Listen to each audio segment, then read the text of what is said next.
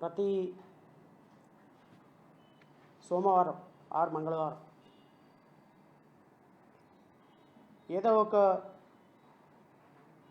సందర్భం మీద కాకుండా ప్రజలకి కొన్ని వాస్తవాలు తెలియపరచాలనేటువంటి ఉద్దేశంతో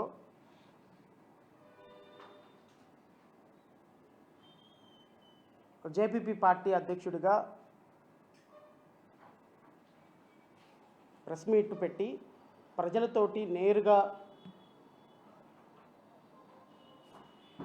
మాట్లాడేటువంటి అవకాశాన్ని ప్రతి వారం తీసుకుంటూ ఉన్నాం. ఆ సందర్భంలో భాగంగానే ఈరోజు కూడా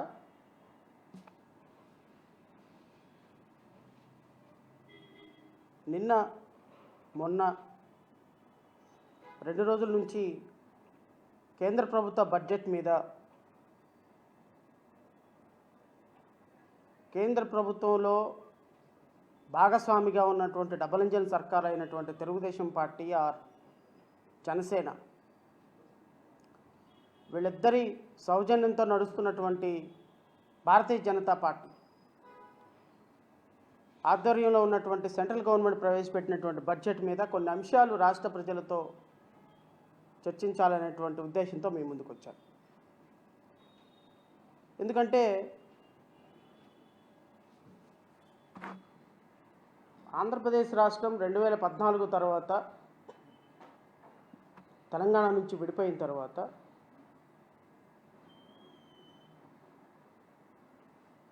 ఆర్థికంగా, రాజకీయంగా, సామాజికంగా ఎంత నష్టపోయిందో రాష్ట్ర ప్రజలందరికీ కూడా తెలుసు.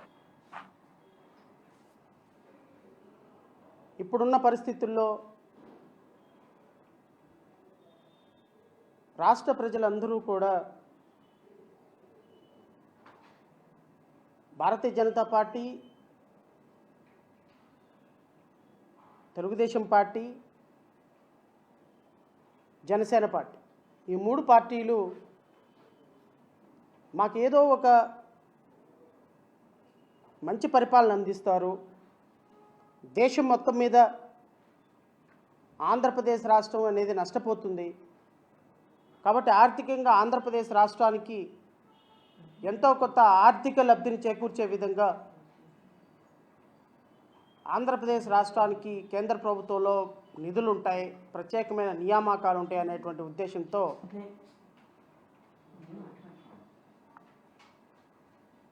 చాలా సందర్భాల్లో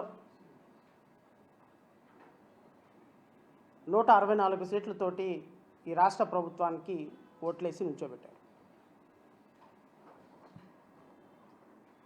164 సీట్లతోటి అధికారంలోకి వచ్చినటువంటి రాష్ట్ర ప్రభుత్వం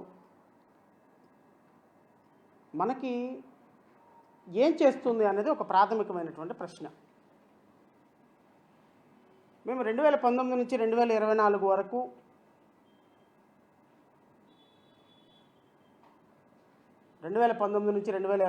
వరకు ఈ రాష్ట్రంలో అమరావతి ఉద్యమంలో చాలా తీవ్రంగా పాల్గొన్నటువంటి పార్టీ మా పార్టీ. మేము ఎప్పుడు అమరావతి ఉద్యమానికి వెళ్ళినా అక్కడ ఉన్నటువంటి అమరావతి రైతులు అత్యంత దారుణంగా తిట్టే వ్యక్తుల్లో నెంబర్ 1 భారతీయ జనతా పార్టీ ఉండేది. ఎందుకంటే అమరావతిని ఏ రోజు సపోర్ట్ చేయనటువంటి పార్టీ భారతీయ జనతా పార్టీ. నెంబర్ 2 జనసేన నాయకులు అరకొర పాల్గొనేవాళ్ళు తప్ప ఏ రోజు వాళ్ళు ఈ రాష్ట్ర అభివృద్ధి కోసం పాటుపడిన సందర్భాలు లేవు. నేను డీటెయిల్స్ జోలికి వెళ్ళను, కానీ నేను మీ ద్వారా రాష్ట్ర మీడియా ద్వారా రాష్ట్ర ప్రజలను ఒకసారి ఆలోచించమని కోరుతున్నా. ఈ రాష్ట్రంలో బహుశా చరిత్రలో ఎన్నడూ లేని విధంగా 164 సీట్లతోటి 3 ప్రభుత్వాలని 3 పార్టీలని అందరం ఎక్కించినటువంటి రాష్ట్రం మన రాష్ట్రం. ఈ రాష్ట్రంలో ఇప్పటికిప్పుడు లెక్క వేస్తే 60 లక్షల మందికి పైగా నిరుద్యోగులు ఉద్యోగాల కోసం వేచి చూస్తున్నారు.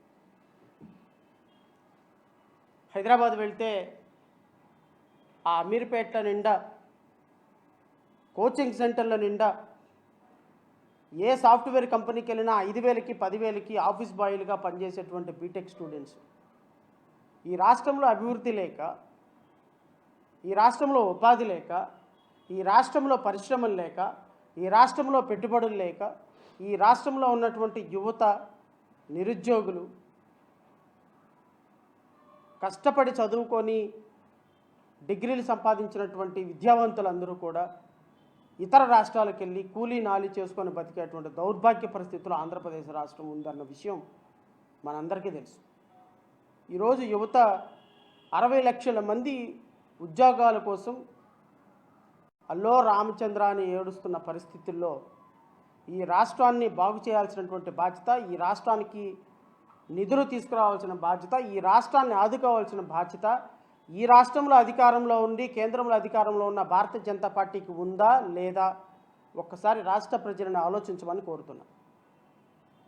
ఈ రాష్ట్రంలో అధికారంలో ఉన్నటువంటి భారతీయ జనతా పార్టీ 0.5% ఓట్లు లేనటువంటి భారతీయ జనతా పార్టీ, కేంద్ర ప్రభుత్వంలో నిరవధికంగా అధికారంలోకి వస్తున్నటువంటి భారతీయ జనతా పార్టీ ఈరోజు రాష్ట్రానికి బడ్జెట్ కేటాయింపుల్లో ఒక పెద్ద గుండు సున్నా పెట్టి ఆంధ్రప్రదేశ్ రాష్ట్రాన్ని అట్టడుగు స్థాయిలోకి తీసుకెళ్లేటువంటి ఒక దుర్మార్గకరమైన ప్రయత్నం చేస్తే ఆ ప్రయత్నానికి ఊతమిస్తున్నటువంటి చంద్రబాబు నాయుడు, పవన్ కళ్యాణ్, మీరు ఈ జాతికి క్షమాపణ చెప్పొద్దా?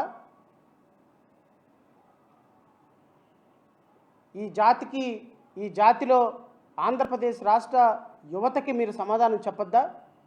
ఆంధ్రప్రదేశ్ రాష్ట్రంలో ఉపాధి కోరుకునేటువంటి యువతకి మీరు ముక్కుకు నేలకు రాసి క్షమాపణ కోరుకోవద్దా వారిని? ఆంధ్రప్రదేశ్ రాష్ట్రానికి నిన్న జరిగినటువంటి బడ్జెట్ కేటాయింపులు పెద్ద గుండు సున్నా. ఆంధ్రప్రదేశ్ రాష్ట్రాన్ని పూర్తిగా ఇగ్నోర్ చేసినటువంటి భారతీయ జనతా పార్టీతో పాటుగా మీరు అధికారాన్ని పంచుకుంటూ ఈ రాష్ట్రం యొక్క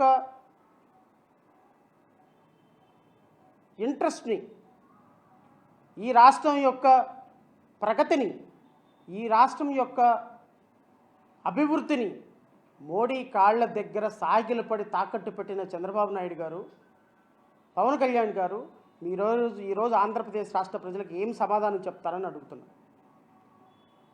ఈరోజు కేంద్రంలో నడుస్తున్నటువంటి ఎన్డీఏ ప్రభుత్వం మీ యొక్క మద్దతుతోనే పూర్తిగా నడుస్తుంది.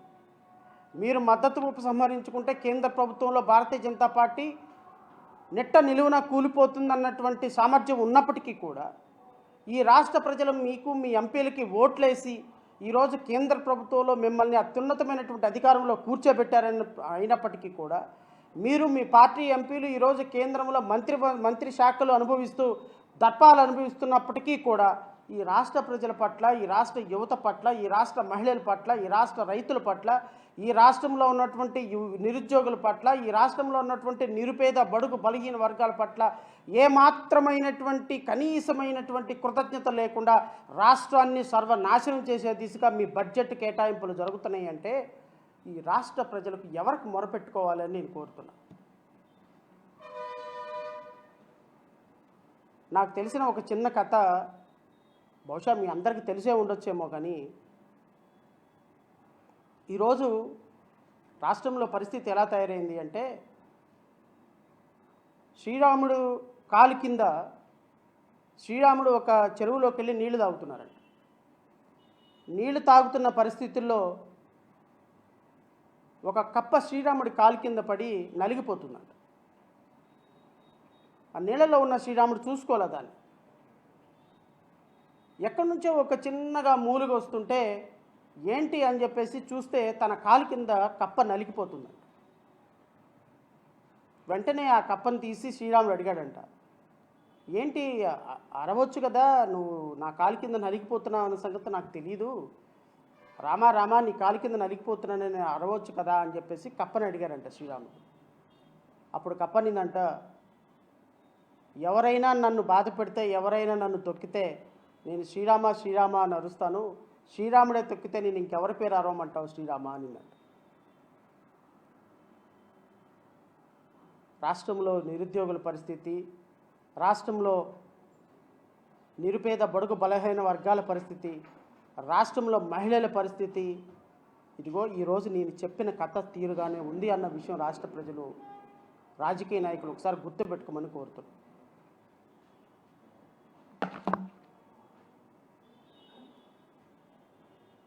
164 సీట్లతోటి ముఖ్యమంత్రి చంద్రబాబు నాయుడు గారు, 21కి 21 స్ట్రైకింగ్ రేట్ తోటి పవన్ కళ్యాణ్ గారు, ఈరోజు రాష్ట్రంలో మీకు 164 సీట్లతోటి భారతీయ జనతా పార్టీకి అధికారం ఇచ్చి ఎంపీలకి అత్యున్నతమైనటువంటి ఎంపీలని గెలిపించి కేంద్ర ప్రభుత్వానికి పంపిస్తే ఈరోజు దేశంలో ఉన్నటువంటి ప్రజాస్వామ్యాన్ని నిలబెట్టే ప్రయత్నం చేసిన ఆంధ్రప్రదేశ్ రాష్ట్ర ప్రజలు చేస్తే, ఆంధ్రప్రదేశ్ రాష్ట్ర ప్రజలు ఈరోజు ఎన్డీఏ సుస్థిరంగా పరిపాలించడానికి కారణమైతే, ఎంపీలతోటి ఈరోజు ఆంధ్రప్రదేశ్ రాష్ట్రంలో మెంబర్ ఆఫ్ పార్లమెంట్లుగా తెలుగుదేశం పార్టీ నుంచి ఎన్నిక కాబడిన ఎంపీల యొక్క మద్దతుతోటి ఈరోజు కేంద్ర ప్రభుత్వంలో ఉన్న 140 కోట్ల మంది భారతీయ ప్రజలు పరిపాలించబడుతుంటే, ఈరోజు ఆంధ్రప్రదేశ్ రాష్ట్ర ప్రజలను మీరు ఏం చేశారు అంటే నిట్ట నిలువున వెన్నుపోటు పడిచి ఆంధ్రప్రదేశ్ రాష్ట్ర ప్రజల నెత్తి మీద సలసలా కాగే నూనెని వేసి వారి చర్మాన్ని ఒలిసే ప్రయత్నం చేసినటువంటి చంద్రబాబు నాయుడు, పవన్ కళ్యాణ్, కేంద్ర ప్రభుత్వాన్ని లీడ్ చేస్తున్నటువంటి నరేంద్ర మోడీ ప్రధానమంత్రి దోషులు కాదా అని నేను అడుగుతున్నాను. దీనికి మీరు జాతికి, ఆంధ్రప్రదేశ్ రాష్ట్ర ప్రజలకు సమాధానం చెప్పరా అని నేను అడుగుతున్నాను. ఈ రాష్ట్రంతో అనుబంధం ఉన్నటువంటి నిర్మలా సీతారామన్ కబంధ హస్తాల్లో ఈరోజు అంబానీ, ఆదానీలకి రాయితీలు ఇస్తూ ఆంధ్రప్రదేశ్ రాష్ట్రంలో నిరుపేద, బడుగు, బలహీన వర్గాల ప్రజలని, రైతులని, మహిళని నెట్ట నిలువున ముంచేస్తుంటే,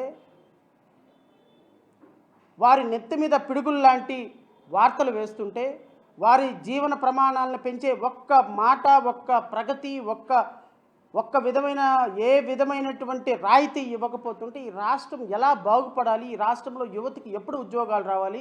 ఈ రాష్ట్రంలో నిరుపేదలు 3 పూట్ల తిండి తినే పరిస్థితి ఎప్పుడు రావాలని అడుగుతున్నాం. కేవలం రాజకీయ ప్రకటనలతోనే మీరు మాటలు మారుస్తారా? కేవలం రాజకీయ ప్రకటనలతోనే రాష్ట్రాన్ని మాయమాటలు చెప్పి మ్యానిపులేట్ చేస్తారా? కేవలం మీకున్నటువంటి మీడియాతోనే ఈరోజు మ్యానిపులేషన్ చేస్తారా? అత్యంత దురదృష్టకరమైనటువంటి ప్రభుత్వం ఈ రాష్ట్రంలో నడుస్తుందన్న విషయం రాష్ట్ర ప్రజలు గమనించండి. ఎందుకు వేసామండి మన ఓట్లు 164 సీట్లతోటి? ఎందుకు మీరు అధికారం ఇచ్చారు ఈ రాష్ట్ర ప్రజలు?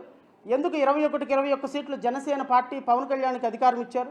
ఎందుకు రాష్ట్రంలో 164 సీట్లతోటి కూటమి ప్రభుత్వాన్ని తిరుగులేని ఆధిక్యంలో నుంచోబెట్టారు అంటే, కేంద్ర ప్రభుత్వంలో మనకి నిధులు కేటాయించకపోయినా, ఆంధ్రప్రదేశ్ రాష్ట్ర ప్రభుత్వంలో ఉన్న ప్రజలని మీరు సెకండ్ గ్రేడ్ పీపుల్గా చూసినా, రాష్ట్రంలో ఉన్నటువంటి ప్రజల యొక్క బాగోగులు ఎవ్వరూ పట్టించుకోకపోయినా, రాష్ట్రంలో నిరుపేదలు, మహిళలు, విద్యార్థులు, నిరుద్యోగులు, ఎడ్యుకేషన్, వ్యవసాయం మొత్తం వ్యవస్థలను నిర్వీర్యం చేసే విధంగా కేంద్ర ప్రభుత్వం పరిపాలించినా, జీ హుజూర్ నీ కాళ్ళు మొక్కుతా, ఎందుకంటే బాంచంద్ నీ కాళ్ళు మొక్కుతాను దొరా అని మాట్లాడేటువంటి చంద్రబాబు నాయుడు, బాంచంద్ నీ కాళ్ళు మొక్కుతాను దొరా అని మాట్లాడే పవన్ కళ్యాణ్ ఈ రాష్ట్రంలో ఉన్నటువంటి ఇంట్రెస్ట్ను తీసుకెళ్లి ఢిల్లీ దగ్గర తాకట్టు పెట్టిన విధానం పట్ల రాష్ట్ర ప్రజలు ఒక్కసారి పునరాలోచించాలని కోరుతున్నారు.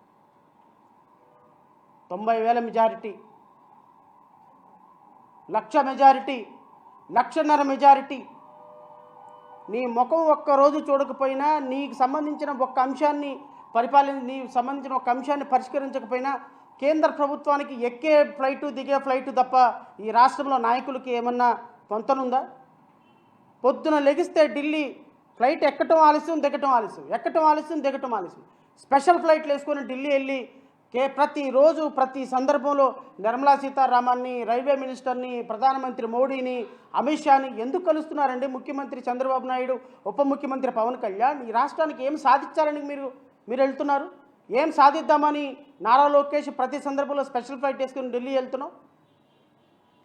బడ్జెట్ కేటాయింపుల్లో ఆంధ్రప్రదేశ్ రాష్ట్రానికి మొత్తం 177 కేటగిరీస్లో నిన్న బడ్జెట్ ప్రణాళిక ప్రవేశపెట్టింది. 177 కేటగిరీస్లో 177 కేటగిరీస్లో కనీసం ఆంధ్రప్రదేశ్ రాష్ట్రాన్ని ఒక్క కేటగిరీ కింద కూడా రికగ్నైజ్ చేయకుండా, 1 రూపాయి నిధులు కూడా కేటాయించకుండా ఆంధ్రప్రదేశ్ రాష్ట్రానికి ఉంటే, మన గౌరవ ఎంపీలు, గౌరవ పత్రికలు ఏబిఎన్, ఆంధ్రజ్యోతి, టీవీ5, ఈనాడు రాస్తాయి అద్భుతమైనటువంటి బడ్జెట్, కేంద్ర ప్రభుత్వానికి వరాల జల్లు అంట ఆంధ్రప్రదేశ్ రాష్ట్రానికి. ఏం వరాల జల్లో పెడదామా డిబేట్? ఏమి వరాల జల్లో రాష్ట్ర ప్రజలకు కొంచెం చెప్తారా సార్? సార్ కనీసం నేనేం కోరుతున్నానంటే, మీడియా వారందరినీ కూడా ఏం కోరుతున్నానంటే, ఈ ఆంధ్రజ్యోతి, ఈనాడు పేపర్లో నేను ఏం కోరుతున్నానంటే, ఏదైనా ఒక సందర్భంలో మనకి కొంత మేలు జరిగితే దాన్ని మీరు కొద్దిగా ఎగ్జాగరేట్ చేసుకోండి, తప్పులేదు. ఎందుకంటే మీరు 100 కోట్ల రూపాయలు పెట్టి మీడియా హౌస్లు పెట్టుకుంది మీ డబ్బా మీరు కొట్టుకోవటానికే. ప్రజల డబ్బా మీరేం కొట్టరు, ప్రజలకు సంబంధించినటువంటి అంశాలు మీరేమీ డిస్కస్ చేయరు. ప్రతిపక్షంలో ఉన్నప్పుడేమో ప్రభుత్వం మీద పోరాటం చేయాలి, మీడియా పాత్ర పోషించాలి, మీడియా మాలాంటి వాళ్ళని పిలిచి, తటస్థులను పిలిచి డిబేట్లు పెట్టాలి. ఎక్కడ ఎస్సీల మీద దాడి జరిగితే, ఎక్కడ ఎస్టీల మీద దాడి జరిగితే, ఎక్కడ మహిళల మీద దాడి జరిగితే, ఎక్కడ రైతుల మీద దాడి జరిగితే, ఎక్కడ ఎవరైనా ఒక ఇబ్బందికరమైన పరిస్థితుల్లో ఒక వీడియో రిలీజ్ చేస్తే నాకు తెలిసి ఏబిఎన్, టీవీ5 ఇప్పటికీ కూడా దాని మీద డిబేట్లు పెడతానే ఉన్నారు. ఎవరు? గోరంట్ల మాధవ్ ఎంపీ. స్లైట్గా డీవియేషన్ అవుతాను, దయచేసి ఏమనుకోవద్దు, ఇది సందర్భం కాబట్టి చెప్పాల్సిన సందర్భం. గోరంట్ల మాధవ్ ఎంపీ ఒక వీడియో వచ్చింది అని, ఆ వీడియో ప్రపంచవ్యాప్తంగా ట్రెండింగ్లో ఉందని 1 నెల 15 రోజుల నుంచి 2 నెలల వరకు ఏబిఎన్, టీవీ5 ఈ డిబేట్లు తప్ప ఇంకా మరి వేరే ఏం డిబేట్లు పెట్టలా. గోరంట్ల మాధవ్ కేసులో విక్టిమ్ ఎవరండి? విక్టిమ్ ఎవరైనా కంప్లైంట్ ఇచ్చారా? బాధితురాలు ఎవరు గోరంట్ల మాధవ్ కేసులో? గోరంట్ల మాధవ్ ఏ అమ్మాయిని కడుపు చేశాడు? గోరంట్ల మాధవ్ ఏ అమ్మాయితో అసభ్యకరంగా ప్రవర్తించాడు? ఆ విక్టిమ్ వచ్చి మీ దగ్గరకు వచ్చి, అయ్యా నన్ను గోరంట్ల మాధవ్ రేప్ చేశాడు, గోరంట్ల మాధవ్ కడుపు చేశాడు, గోరంట్ల మాధవ్ తప్పు చేశాడు నా పట్లని ఎవరికైనా, ఏ మీడియా హౌస్కైనా రిపోర్ట్ ఇచ్చిందా? మరి మీరెందుకు 2 నెలలు డిబేట్లు పెట్టారు? అంటే రాష్ట్ర ప్రజలకి ఒక మీడియా ఏ విధంగా ఒక మీడియా ఒక ఇష్యూని తలిపేసేయండి, డోరేసేయండి, ఏ విధంగా ఒక మీడియా ఒక ఇష్యూని తమకు అనుగుణంగా మార్చుకునే సందర్భంలో ఏ విధంగా డిబేట్లు పెడతారు అని చెప్పేదానికి ఇది ఒక పూర్తి స్థాయి ఉదాహరణ. మీడియా ఏ సందర్భంలోనూ కూడా, ఏ విషయాల్లోనూ కూడా, అంటే నాకు నచ్చింది రంభ, మునిగింది గంగ. గోరంట్ల మాధవ్ కేసులో విక్టిమ్ ఎవరు అని అడుగుతున్నా. మరి మీరెందుకు 2 నెలల డిబేట్లు పెట్టారు? అంబటి రాంబాబు గారి కేసులో ఒక లీక్ అయినటువంటి ఆడియోలో బాధితురాలు ఎవరండి? బాధితురాలు ఎవరు కంప్లైంట్ ఇచ్చారు బాధితురాలుగా? అవంతి శ్రీనివాస్ కేసులో ఎవరు బాధితురాలు మీ దగ్గరకు వచ్చి రిపోర్ట్ ఇచ్చిందా? బాధితురాలు మీ దగ్గరకు వచ్చి రిపోర్ట్ ఇవ్వని కేసుల్లోనేమో 2 నెలల పాటు 3 నెలల పాటు డిబేట్లు పెడతారా? ఒక బాధితురాలు, ఒక ఎమ్మెల్యే నా దగ్గర నన్ను ఈ విధంగా ఇబ్బంది పెట్టాడు, 5 సార్లు అబార్షన్ చేయించాడు, ఒక ఎమ్మెల్యేని, నేను గవర్నమెంట్ ఎంప్లాయీని, నన్ను థ్రెటన్ చేశారంటే మాత్రం ఒక డిబేట్ ఉండదా? ఒక మాట ఉండదా? ఒక డిస్కషన్ ఉండదా? ఏం మీడియా సార్ మన మీడియా? అంటే ప్రజలకి వాస్తవాలు చెప్పే విషయంలో 2019 నుంచి 24 వరకు చాలా సమర్థవంతమైన పాత్ర పోషించారు 4th ఎస్టేట్. కానీ 2024 జూన్ 11 నుంచి there is no estate, only government estate మాత్రమే. అంటే 4th ఎస్టేట్ అంటే ప్రజల తరపున ఒక ఆస్తిగా ఉండి పోరాటం చేయాలి. ఇప్పుడేంటి మీడియా హౌసులకి no government, it is not 4th estate, it is a government estate. 2024 June 11 నుంచి మనం మోస్తున్న ఎజెండా ప్రభుత్వ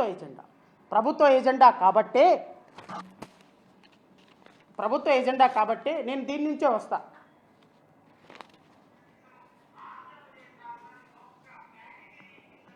నేను నుంచే వస్తా.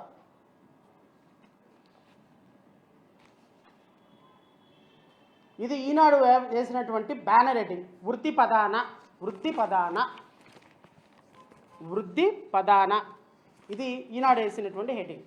దీంట్లో గౌరవ ముఖ్యమంత్రి గారు అభివృద్ధిలో బుల్లెట్, పరుగులే పరుగులు. చూడండి, ఈనాడు హెడ్డింగ్ చూడండి.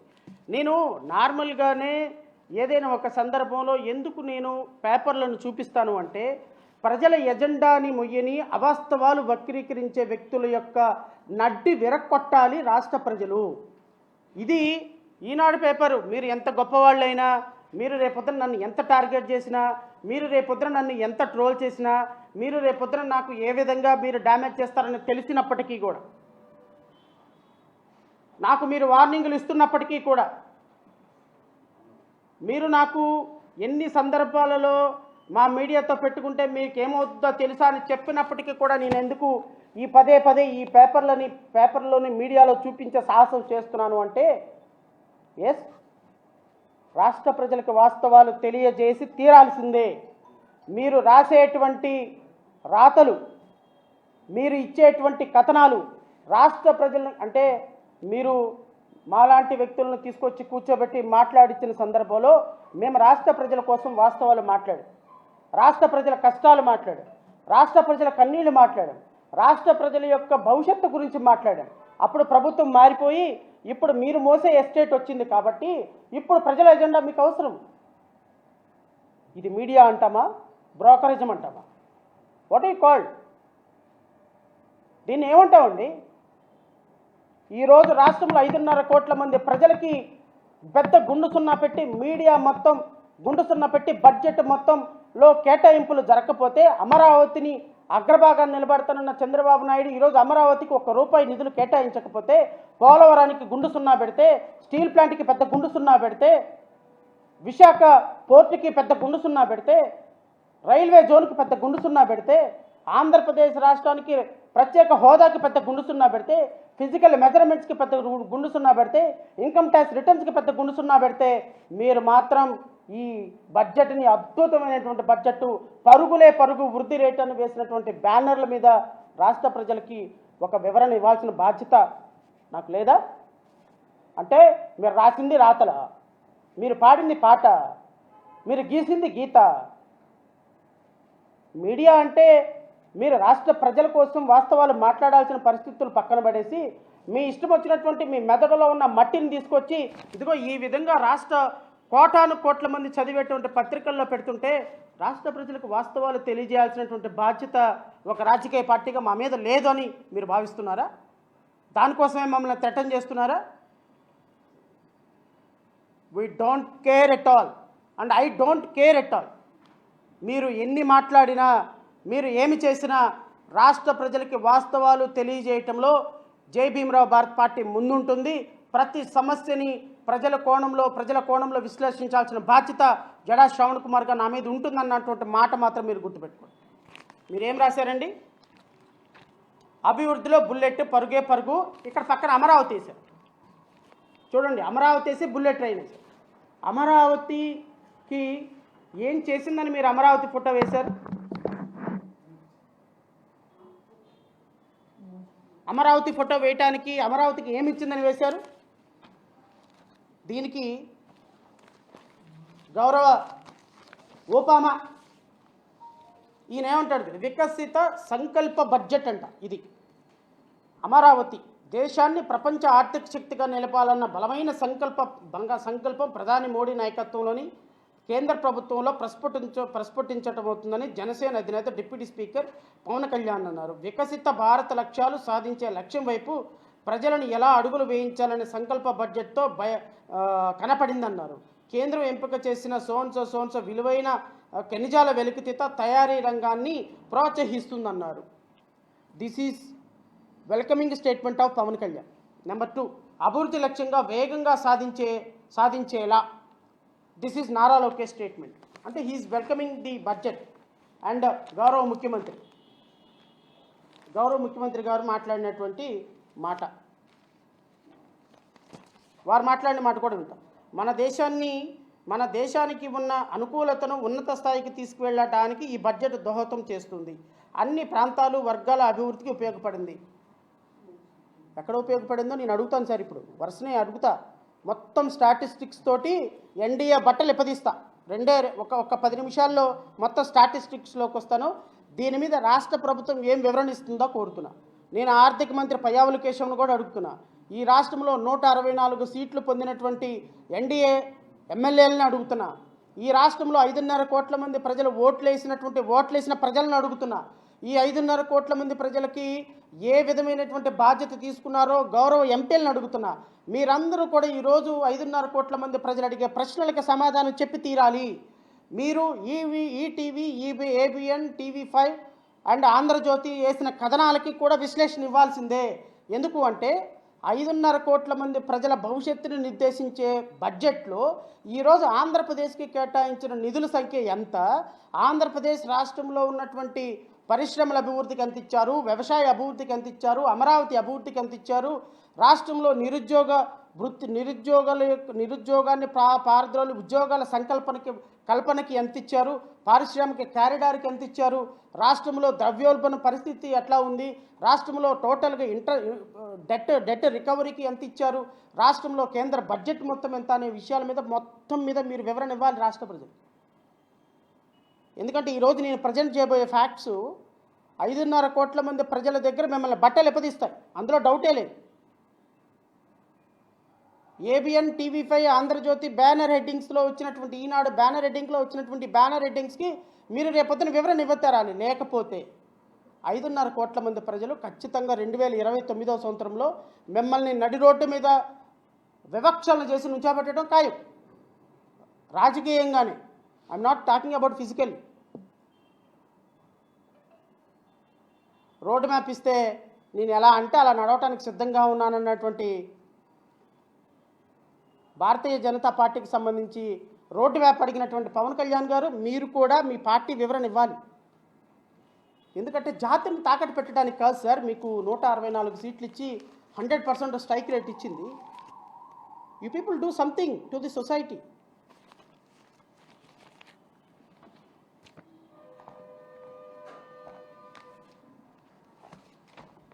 2014వ సంవత్సరంలో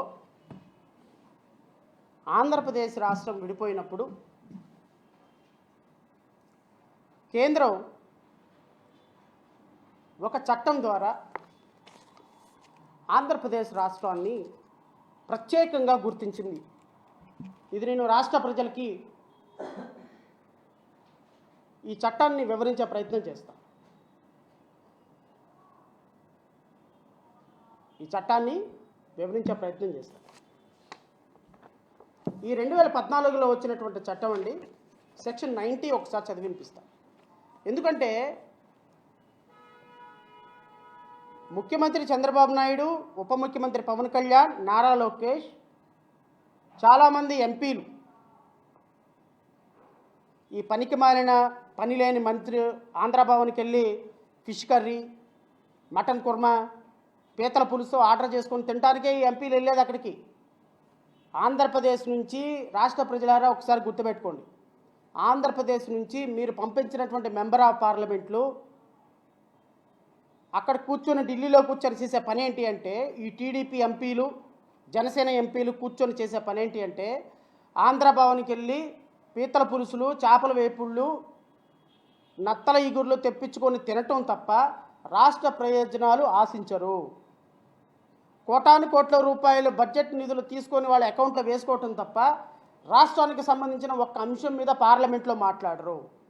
₹1 నిధులు కేటాయించకపోయినప్పటికీ కూడా రాష్ట్రం గురించి, రాష్ట్రంలో 5.5 కోట్ల మంది ప్రజల భవిష్యత్తు గురించి ఒక్క మాట నోరెత్తరు. నా రాజ్యం నామరాజ్యం.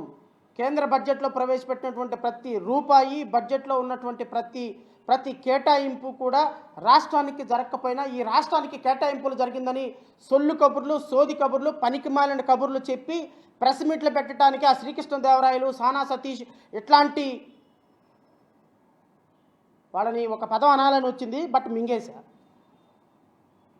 ఇట్లాంటి బినామీదారులు, నారా లోకేష్కి సానా సతీష్ బినామీదారుడు. ఇంకా ఆయన సంగతి తెలియదు. ఏ పార్టీలో ఏ అధికారంలో ఉంటే ఆ పార్టీలోకి వెళ్ళిపడతాడు శ్రీకృష్ణదేవరాయలు. ఇట్లాంటి వెన్నెముకలేని రాజకీయ నాయకుల్ని మీరు ఎంపీలుగా గుర్తించి ఎంపీలుగా ఓట్లేసి వీళ్ళు కేంద్ర ప్రభుత్వం వెళ్ళి చేసే పనులు ఏంటి అంటే అక్కడ కూర్చొని పార్టీలు చేసుకుంటా, రేవ్ పార్టీలు చేసుకుంటా, ప్రశాంతంగా హ్యాపీగా చికెన్లు మటన్లు తింటా పార్టీలు చేసుకోవటానికి తప్ప రాష్ట్ర ప్రజలకు సంబంధించి పార్లమెంట్లో ఒక్క మాట మాట్లాడారు. ఎందుకు వీళ్ళని అందుకోసమైనా సార్ పంపించాం మనం? 23 రోజులండి సీఎం రమేష్గా అనకాపల్లి ఎంపీగా అయ్యాడు. 23 రోజులకే సృజనా చౌదరి అంటే ప్రజాస్వామ్యం ఎట్టుపోతుంది అనేది సిగ్గేస్తుందండి నాకు, నిజంగా చెప్తున్నా. ఆ పిటి రాష్ట్ర ప్రజలు కూడా ఇట్లాంటి దుర్మార్గులకి అఫ్కోర్స్ రాజకీయాలు అలాగే ఉన్నాయి. బహుశా మాలాంటి వాళ్ళని డబ్బు ఖర్చు పెట్టలేం కాబట్టి, మాలాంటి వాళ్ళని డబ్బు తీసుకురాలేం కాబట్టి, ప్రజల సమస్యల పట్ల అవగాహన ఉన్నా, ప్రజా సమస్యల పట్ల నిరంతరం వాళ్ళ గురించి ఆలోచిస్తున్నా మా దగ్గర డబ్బు లేదు కాబట్టి బహుశా మేము పార్లమెంట్లోకి, అసెంబ్లీలోకి వెళ్ళలేకపోవచ్చు. కానీ మాకున్న మేధస్సు, మాకున్న ఆలోచన, ప్రజల పట్ల మాకున్న కమిట్మెంట్ ఖచ్చితంగా ఇట్లాంటి రాజకీయ నాయకులను ఎండగట్టడానికి మాత్రం ఉపయోగపడుతుందని I felt very happy. Anakapalli MP అండి, సీఎం రమేష్కి సరిహద్దులు తెలియవండి. అనకాపల్లి జిల్లా, అనకాపల్లి ఎక్కడ ఉంటుందో సరిహద్దులు తెలియవు. కరెక్ట్గా 23 రోజుల క్రితం ఎంపీ సీట్ తెచ్చుకున్నాడు. 300 కోట్ల రూపాయలు. ఇటు పక్క 500 ఓట్లు ఉన్నాయి, 100 ఓట్లు ఉన్నాయి, 10 ఓట్లు ఉన్నాయి. ఇతని వెనక రిక్షా వర్కర్ దగ్గర నుంచి, ఆటో వర్కర్ దగ్గర నుంచి, వాకింగ్ క్లబ్ దగ్గర నుంచి, ఎస్సీ నాయకుల దగ్గర నుంచి, ఎస్టీ నాయకుల దగ్గర నుంచి, బీసీ నాయకుల దగ్గర నుంచి ఇతని వెనక ఒక 100 ఓట్లు ఉన్నాయంటే 10 లక్షలు, 20 లక్షలు, 30 లక్షలు, 50 లక్షలు, ₹1,00,00,000 పెట్టి కొని పడేశారు. 23 రోజుల్లో ఎంపీ అయిపోయినాడు. తక్కువని ఫ్లైట్ ఎక్కి వెళ్ళిపోయినాడు. ఆ అనకాపల్లి ఎట్టుంటుందో ఇప్పటిదాకా ఎంపీ రమేష్కి తెలియదు. ఆ ఎంపీ రమేష్ ఎట్టుంటాడో అనకాపల్లి ప్రజలకు తెలియదు. ఆ సందర్భానికి సృజనా చౌదరి కూడా సేమ్ ప్యాషన్. మొత్తం గుడారాలు వేసేశారు. రోజుకి 1000 మందికి మందు, బిర్యానీ. ఎవరి దగ్గర డబ్బులుంటే వాడి దగ్గర, ఎవరి దగ్గర ఓట్లుంటే వాడు వెనక ఓట్లు కొనిపడేశారు, వెళ్ళిపోయినారు. మొత్తం అనకాపల్లి మొత్తాన్ని అమ్మి పడేశాడు. ఇప్పటికీ నాకు తెలిసినంత వరకు అతను పెట్టినటువంటి ఖర్చు కరెక్ట్గా 3 నెలల్లో, ఎంపీ అయిన 3 నెలల్లో తెచ్చుకున్నాడు అనకాపల్లిలో.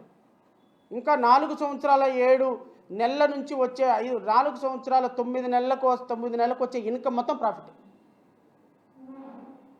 సిలికాన్ది 4700 ఎకరాలు అనకాపల్లిలో కేటాయించారు. వాళ్ళొక్కళ్ళ దగ్గర నుంచే 300 కోట్ల రూపాయలు లంచం తీసుకున్నారు. 4700 ఎకరాల కేటాయింపు ఒక కంపెనీకి. అది సృజనా చౌదరి రికమెండేషన్తో. ఇలా రాష్ట్రంలో ఉన్నటువంటి ఖనిజ సంపద మొత్తాన్ని దోచుకున్నటువంటి వీళ్ళందరూ కూడా మెంబర్ ఆఫ్ పార్లమెంట్లుగా వెళ్ళి ఢిల్లీలో చేసే పని ఏంటి అంటే ఏ ఒక్క రాజకీయ ప్రయోజనాలతో కూడా మాట్లాడరు. ఇలాంటి వ్యక్తులకి ఓట్లేసి మొత్తం సోషల్ మీడియాలో వాళ్ళు కొనేస్తారు. ఒక నెల మొత్తం సోషల్ మీడియా మొత్తం వెనకాల నుంచి మహేష్ బాబు సాంగ్ వస్తుంది, ఇటు పక్క నుంచేమో విజేత సినిమాలో చిరంజీవి సాంగ్ వస్తుంది. ఇప్పుడు పవన్ కళ్యాణ్కి అదే కదా, పవన్ కళ్యాణ్ ఎంపీలకి, పవన్ కళ్యాణ్ ఎమ్మెల్యేకి అదే కదా. ఇలాగా సోషల్ మీడియాలో ప్రొజెక్షన్ చేసుకొని ఎంపీలు అయ్యి ఎమ్మెల్యేలు అయిపోయి రాష్ట్ర ప్రయోజనాలను తాకట్టు పెడుతుంటే యువతకి ఎందుకు ఉద్యోగాలు వస్తాయండి? మన బిడ్డకి ఎందుకు ఉద్యోగం వస్తుందమ్మా? నువ్వు 2019లో కూలీకి వెళ్ళావు, 2026లో కూలీకి వెళ్తున్నావు. ఆ రోజున కూలీ డబ్బులు 100 రూపాయలే, ఈ రోజున కూలీ డబ్బులు 100 రూపాయలే. మహా అయితే 10-20 రూపాయలు పెరిగి ఉంటుంది. నీ జీవితంలో ఏం మార్పు వచ్చిందని మనల్ని ప్రశ్నించుకోగలుగుతున్నామా? ఎందుకు ప్రశ్నించుకోలేకపోతున్నాము అంటే ఎలక్షన్ వచ్చినప్పుడు ఇట్లాంటి దుర్మార్గుల్ని, ఎంపీలని, ఎమ్మెల్యేలని, చంద్రబాబు నాయుడు, నారా లోకేష్, పవన్ కళ్యాణ్ చెప్పిన మాటలు ఏమైనా ఒక్క మంచి మాట ఉందా? చెప్పిన మాటలు ఒక్కటి నిలబెట్టుకున్నారా?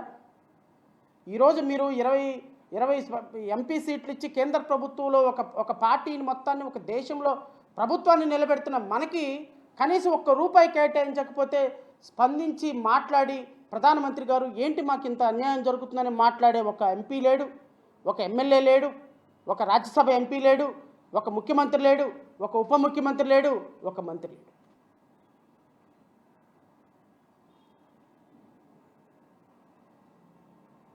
మళ్ళీ చట్టంలో మనకు అత్యున్నతమైనటువంటి కెపాసిటీ బహుశా భారతదేశంలో ఏ రాష్ట్రానికి లేని అంత స్టేటస్ మనకుంది.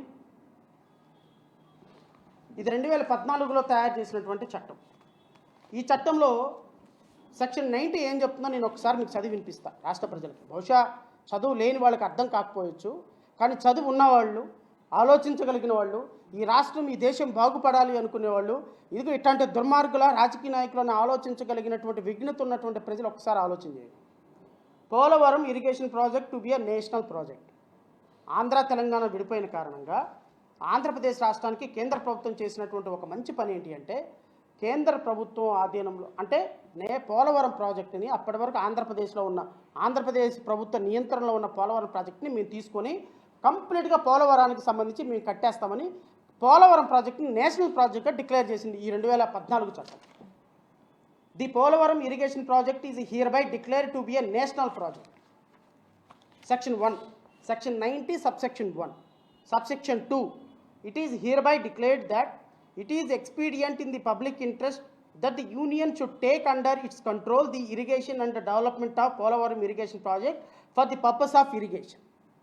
Subsection 3, the consent of Polavaram irrigation shall be deemed to have been given by the successor state of Telangana. తెలంగాణకి ఏ విధమైన సంబంధం లేదు, ఆంధ్రప్రదేశ్కి కూడా సంబంధం లేదు. ఈ ప్రాజెక్టు కంప్లీట్గా నేషనల్ ప్రాజెక్టు కింద కేంద్ర ప్రభుత్వం తీసుకుంటుంది అని. The central government shall execute the project and obtain all requisite clearances including environmental, forest and rehabilitation and resettlement norms. అసలు కేంద్ర ప్రభుత్వానికి తప్ప రాష్ట్ర ప్రభుత్వాలకి దీనికి సంబంధించి క్లియరెన్సెస్లో కానీ, రిహాబిలియేషన్లో కానీ, నివాసిత ప్రాంతాలను తరలించే వాళ్ళ విషయంలో కానీ ఎవ్వరూ రూపాయి ఖర్చు పెట్టాల్సిన పని లేదు. పూర్తిగా ఇది కేంద్ర ప్రభుత్వ ప్రాజెక్టు కింద 2014లో కేంద్ర ప్రభుత్వం డిక్లేర్ చేసుకొని ఈ చట్టంలో Section 90 సెక్షన్లో పెట్టింది. దానికి నిన్న ఈ పోలవరం ప్రాజెక్టుకి నిన్న కేంద్ర ప్రభుత్వం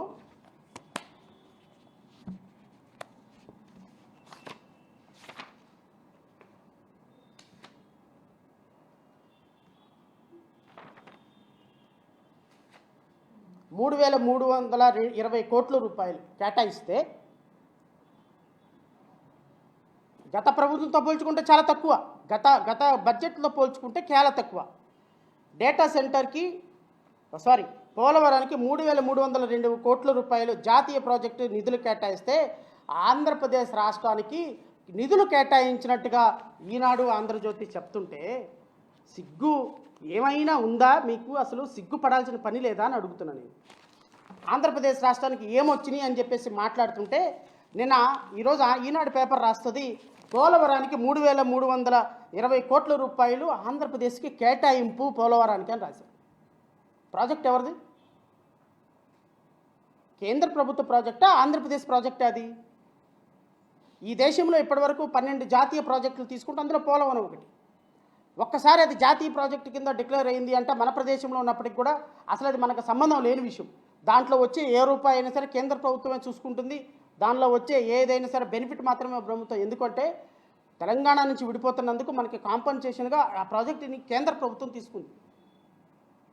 ఆ కేంద్ర ప్రభుత్వం తీసుకున్న చట్టంలో పెట్టినటువంటి ప్రాజెక్టుకి కేటాయించిన నిధులు ఆంధ్రప్రదేశ్ రాష్ట్రానికి కేటాయించారని చెప్పేటువంటి ఒక దుర్మార్గకరమైనటువంటి సాహసం చేసినటువంటి మీడియా ఎంతమంది ప్రజలకి తెలుస్తుంది ఈ విషయం?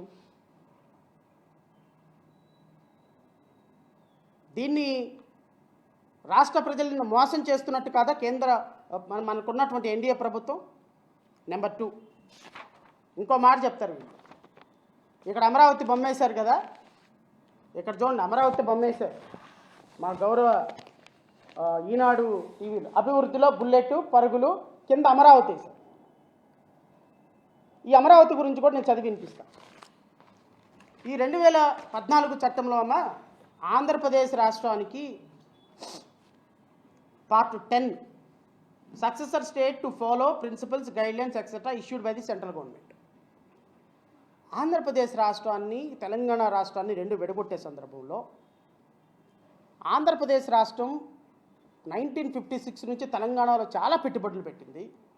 బహుశా ఆంధ్రప్రదేశ్కు సంబంధించిన ముఖ్యమంత్రులందరూ కూడా హైదరాబాద్ని మాత్రమే డెవలప్ చేశారు. ఈరోజు హైదరాబాద్ని తెలంగాణ వాళ్ళకు వదిలేసి కట్టుబట్టలతో విజయవాడ, ఆంధ్రప్రదేశ్ ప్రజలు రావాలి అంటే మరి మాకేంటి అన్యాయం? మేము ఇన్ని సంవత్సరాలు తెలంగాణను డెవలప్ చేసుకున్న కారణంగా ఈరోజు తెలంగాణ మాది అనుకొని మేము ప్రతి రూపాయి పెట్టుబడి పెట్టుకుని ఆస్తులు కొన్న కారణంగా, తెలంగాణ మాది అనుకొని మీరు తెలంగాణ మొత్తాన్ని డెవలప్ చేసిన కారణంగా, హైదరాబాద్ని డెవలప్ చేసిన కారణంగా ఈరోజు కట్టుబట్టలతోటి మేము వెళ్ళిపోవాల్సి వస్తే, కట్టుబట్టలతోటి ఇక్కడికి రావాల్సి వస్తే మా పరిస్థితి ఏంటి అని అడిగిన సందర్భంలో 2014 చట్టం ద్వారా కేంద్ర ప్రభుత్వం ఏం చేసింది అంటే సెక్షన్ 94 ప్రకారం కొన్ని హక్కులు కల్పించింది మనకి. ఆంధ్రప్రదేశ్ రాష్ట్రానికి కొన్ని హక్కులు కల్పించింది. ఏంటి ఆ హక్కులు అంటే సెక్షన్ 94 ప్రకారం physical measures including tax incentives. The central government shall take appropriate physical measures including offer of all tax incentives to the successor state to promote industrialisation and economic growth in both the states. నేను అడుగుతున్న ఎంపీలు, చేతగాని ఎంపీలు, చావలేని ఎంపీలు, ఎందుకు పనికిరాని ఎంపీలు, కేంద్ర ప్రభుత్వం దగ్గర బూట్లు నాకటానికి సాగిలపడి మొక్కటానికే మీరు మెంబర్ ఆఫ్ పార్లమెంట్లో అయింది.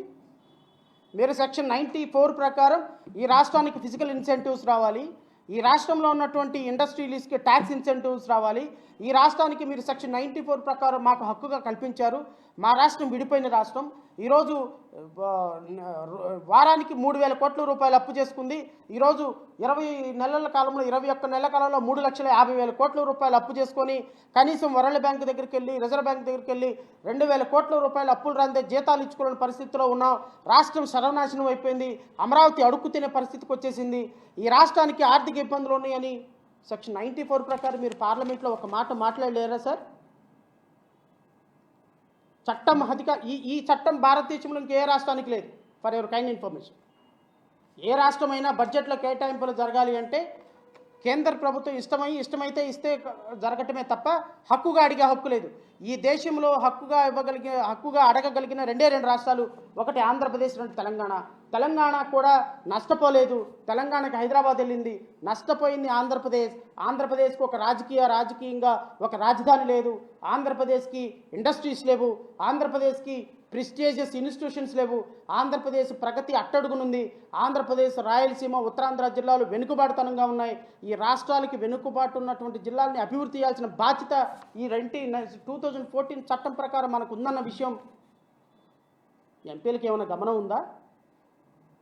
ఎంపీలకు ఏమన్నా సెన్స్ ఉందా? మీరు వెళ్ళి అక్కడికి వెళ్ళి మంది తాగి తిని పడుకోవటానికి వెళ్తున్నారా ఢిల్లీ? 5.5 కోట్ల మంది ప్రజల భవిష్యత్తుని నాశనం చేయడానికి మీరు వెళ్తున్నారా? నీకు ఒక కేంద్ర మంత్రి పదవి వచ్చేస్తే ఆ శ్రీకాకుళం ఎంపీకి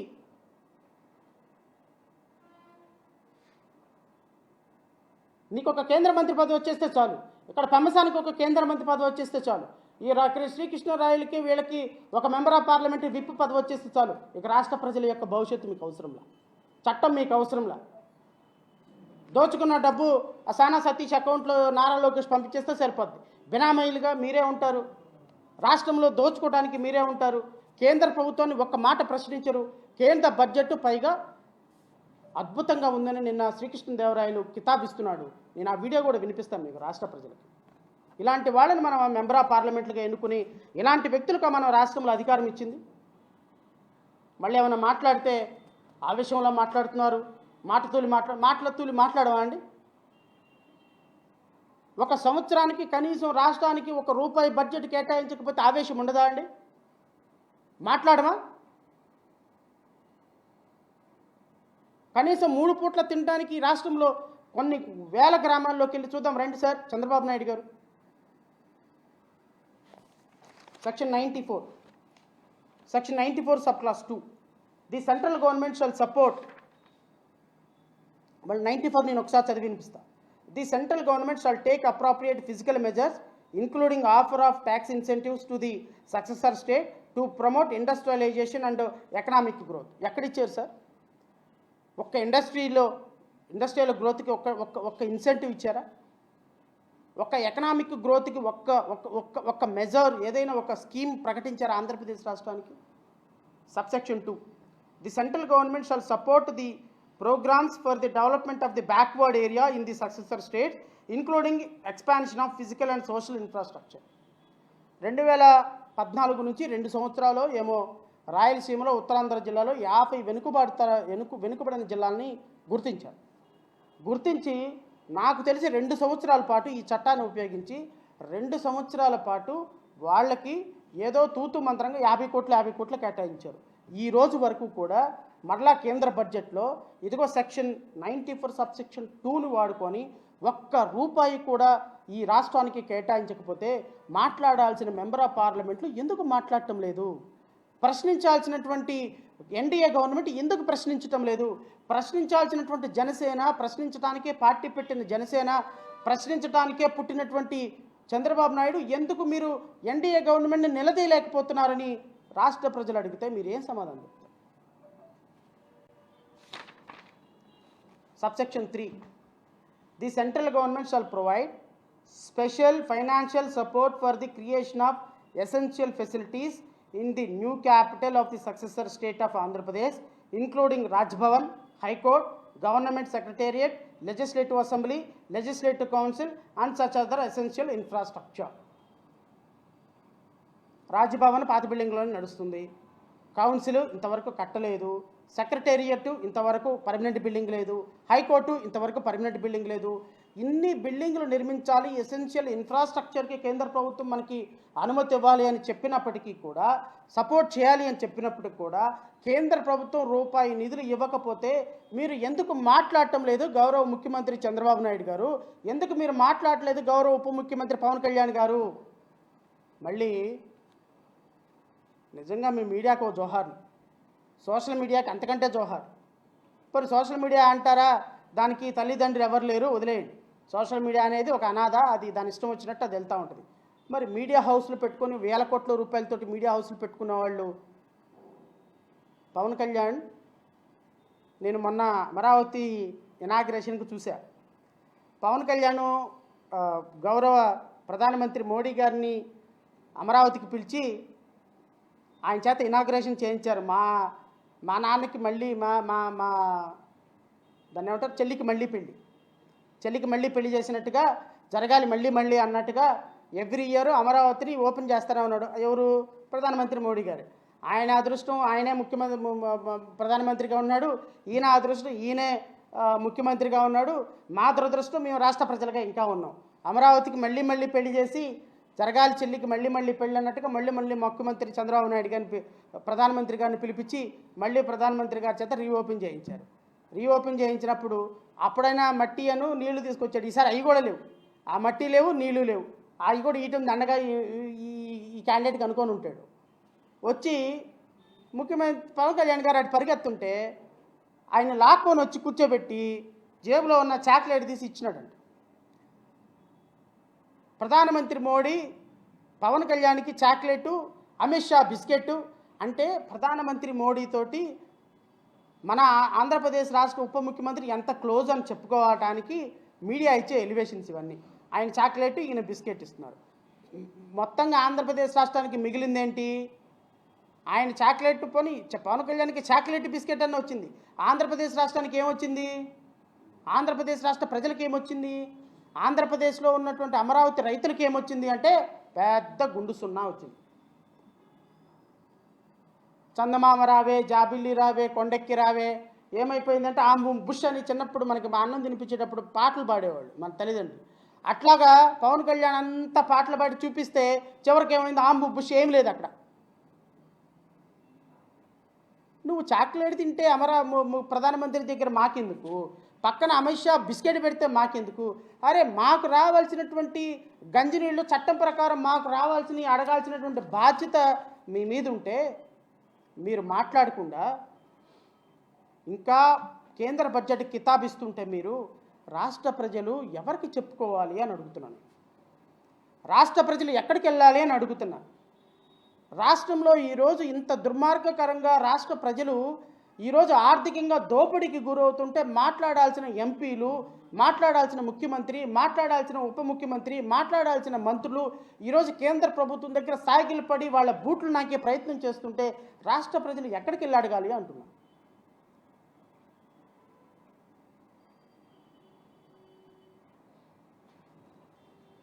Subsection 4. The central government shall facilitate the creation of new capital for the successor state of Andhra Pradesh if considered necessary by denotifying the regarding forest land.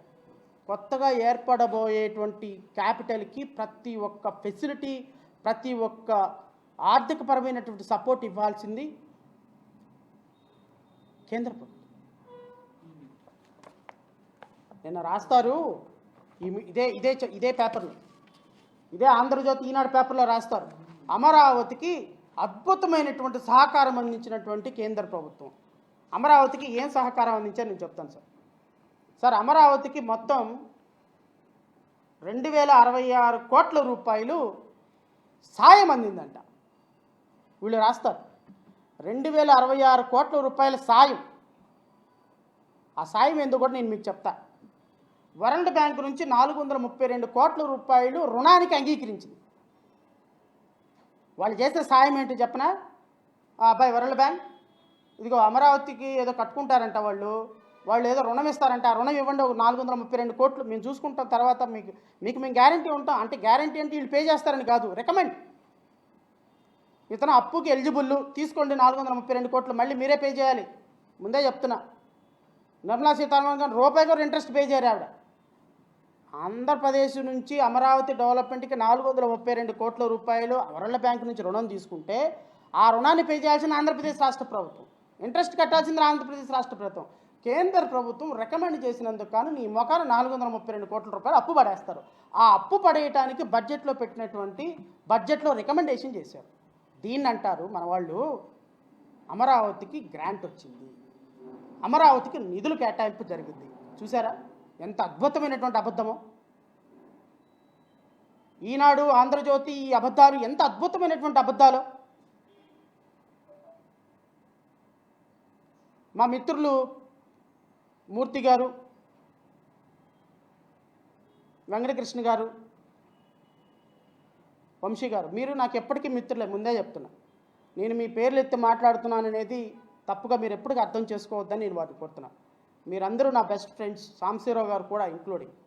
కానీ నేను మిమ్మల్ని కోరేది ఏంటి అంటే, మీరు కూడా వాస్తవాలు రాష్ట్ర ప్రజలకు చెప్పాలనే మీ తపన, ప్రయత్నం నాకు చాలా బాగా నచ్చుద్ది, ఇప్పటికే నచ్చుద్ది.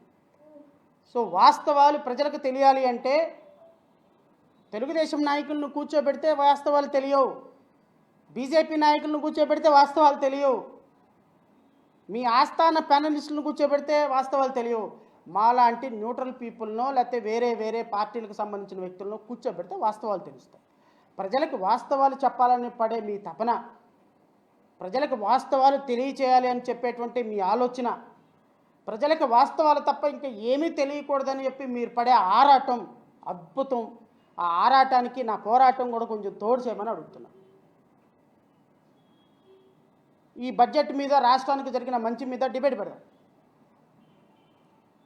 తెలుగుదేశం పార్టీ నుంచి ఒకరిని పిలవండి,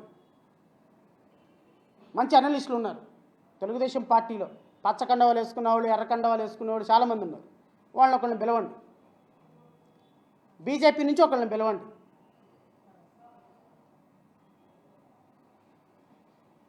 నేను కూడా వస్తా. ఇంకొక అనలిస్ట్ని పిలవండి, ఎవరినో బడ్జెట్ మీద ఎకానమిస్ట్ ఎవరొకళ్ళు ఉంటారు కదా, వాళ్ళని పిలవండి. కూర్చుందాం, ప్రజలకు వాస్తవాలు చెప్దాం. నేను ఈ చట్టంతో నేను వస్తా, ప్రజలకు వాస్తవాలు చెప్తాం.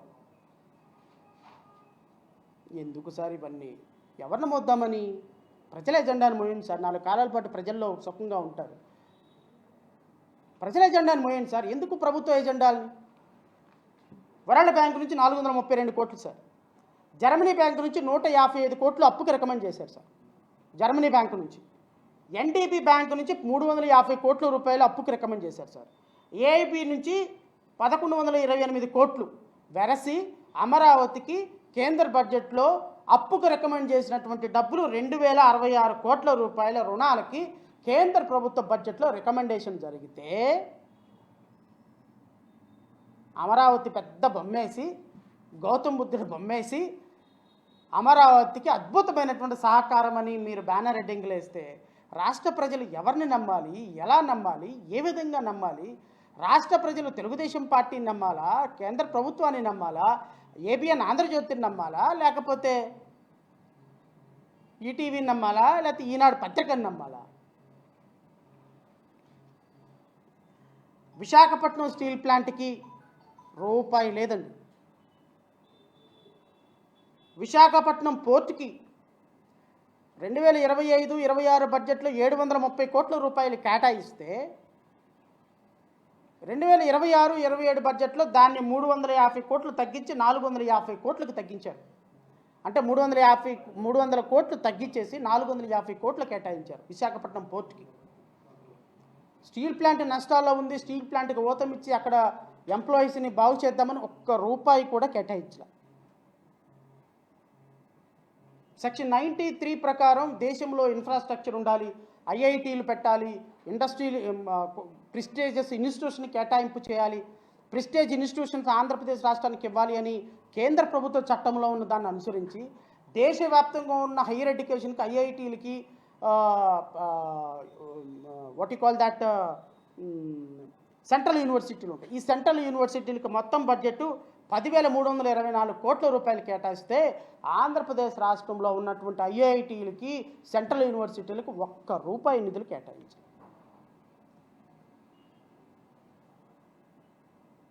నో మాటలు, నో క్వశ్చన్. కేంద్ర ప్రభుత్వం నిలబడటానికి కారణం చంద్రబాబు నాయుడు గారు. చంద్రబాబు నాయుడు గారు ఎంపీలకి ఓట్లు వేసింది రాష్ట్ర ప్రజలు. రాష్ట్ర ప్రజల భవిష్యత్తుని, రాష్ట్ర ప్రజల సమగ్ర డెవలప్మెంట్ని, రాష్ట్ర ప్రజల పిల్లల యొక్క ఉద్యోగాలని, రాష్ట్ర ప్రజల యొక్క ఆర్థిక స్వరూపాన్ని కనీసంగా గుర్తుపెట్టుకోకుండా, కేంద్ర ప్రభుత్వ బడ్జెట్లో మనకు జరిగిన అన్యాయాన్ని వెలిగెత్తి అడగకుండా కేంద్ర ప్రభుత్వం దగ్గర సాగిలపడి మొక్కే బానిసల్లాగా మీరు తయారైతే ఈ రాష్ట్ర ప్రజలు మీకు ఓట్లు వేసింది ఎందుకు అని రాష్ట్ర ప్రజలు ప్రశ్నించుకోవద్దా అని అడుగుతున్నా. రాష్ట్ర ప్రజలు ప్రశ్నించరా? రాష్ట్ర ప్రజలకు సిగ్గులేదా? రాష్ట్ర ప్రజలకి ఇలాంటి వ్యక్తుల్ని ఎన్నుకున్నందుకు బాధపడరా? ఇలాంటి వ్యక్తులకు ఓట్లేసి ఈరోజు మన పిల్లల భవిష్యత్తును తాకట్టు పెడుతున్నామన్న ఆలోచన కనీసం ఒక్కసారి కూడా రాదా? ఇలాంటి వ్యక్తులను మళ్ళీ మనం ఎన్నుకుంటే వీళ్ళందరూ తీసుకొని వెళ్ళిపోయి మన భవిష్యత్తుని, మన బిడ్డల భవిష్యత్తుని, మన జాతి ప్రయోజనాలని కేంద్ర ప్రభుత్వం దగ్గర బానిసల్లాగా తాకట్టు పెడతారు. ఇలాంటి వ్యక్తులకు ఓట్లు వేయకూడదన్న ఆలోచన మనకు రావద్దా? రావాలి. చదువుకున్న ప్రతి ఒక్కళ్ళు ఆలోచించాలి. చదువు లేని ప్రతి ఒక్కరిని చైతన్యపరచాలి. జాతి, మతం, మన ప్రాంతం మనం బాగుపడాలి, మన బిడ్డలు బాగుపడాలి. మన పిల్లలు 500కి 1000 రూపాయలకి కూలీ పనులకి ఇతర రాష్ట్రాలు తరలిపోకుండా మన రాష్ట్రంలోనే మనం బాగుపడాలి, మన రాష్ట్రంలోనే మనం కూలీ చేసుకోవాలి, మన రాష్ట్రంలోనే మనం గొప్పగా ఆంధ్రప్రదేశ్ వ్యక్తులను తలెత్తుకొని తిరగాలి అంటే ఏం చేయాలి అంటే ఇట్లాంటి దుర్మార్గులకు ఓట్లు వేయకూడదు. ఇట్లాంటి తాకట్టు పెట్టే దుర్మార్గులకు ఓట్లు వేయకూడదు. ఇలా పత్రికలను నమ్ముకొని, సోషల్ మీడియాలను నమ్ముకొని 100 కోట్ల రూపాయలు పెట్టి యూట్యూబ్ ఛానల్స్ పెట్టి ప్రజలని తప్పుదోవ పట్టించే వ్యక్తుల యొక్క కుతంత్రాలు, కపట నాటకాలు పటాపంచలు చేయాలి అంటే ప్రజలు ఆలోచించాలి. నీకోసం నా కోసం కాదమ్మా, నా కోసం ఏమి కాదు. ఎందుకు అంటే నేను ఆల్రెడీ రాష్ట్రంలో ఎంతో కొంత న్యాయవాదిగా సంపాదించుకుంటున్నాను. నాకు ఈ సమాజం నుంచి ఒక్క రూపాయి నాకు ప్రభుత్వం నుంచి ఈ రోజు వరకు కనీసం ప్రభుత్వంలో 10 సంవత్సరాలు అయింది ఉద్యోగానికి రిజైన్ చేసి ఒక్క రూపాయి, ఒక్క నయా పైసా ప్రభుత్వం దగ్గర నుంచి కనీసం ఒక్క రూపాయి సహకారం కూడా పొందను నేను. ఎందుకంటే దేవుడిచ్చిన తెలివితేటలు, అంబేద్కర్ ఇచ్చినటువంటి ఆలోచన విధానంతో నా బతుకు నేను బతుకుతున్నా. కానీ రాష్ట్ర ప్రజల భవిష్యత్తు, మన భావితరాల కోసం మనం ఆలోచించాలి. ఈవెన్ తల్లిదండ్రులుగా నేను మీకు కూడా చెప్తున్నా, మీది అయిపోయింది. మీ వ్యవసాయం, మీ వయసు అయిపోయింది. కూలి పనులు చేసుకున్నారు, నాలి పనులు చేసుకున్నారు, బతుకుతున్నారు, ఎట్టో కొట్ట చేసుకుంటున్నారు. ఇది అయిపోయింది. మీ పిల్లలు కూడా ఇలాంటి బతకాలా? మీ పిల్లల గురించి ఆలోచించొద్దా? భావితరాల గురించి ఆలోచించొద్దా? చంద్రబాబు నాయుడు నారా లోకేష్ గురించి ఆలోచించుకుంటున్నాడు. నారా లోకేష్ దేవాంశు గురించి ఆలోచించుకుంటున్నాడు. పవన్ కళ్యాణ్ ఆయన కొడుకుల గురించి ఆలోచించుకుంటున్నాడు. పవన్ కళ్యాణ్ ఆయన తమ్ముడు గురించి వాళ్ళ అన్నయ్య గురించి ఆలోచించుకుంటున్నాడు. పవన్ కళ్యాణ్ వాళ్ళ భవిష్యత్తు గురించి ఆలోచించుకుంటున్నారు. మరి మనం మన బిడ్డల భవిష్యత్తు గురించి ఆలోచించుకోవద్దా?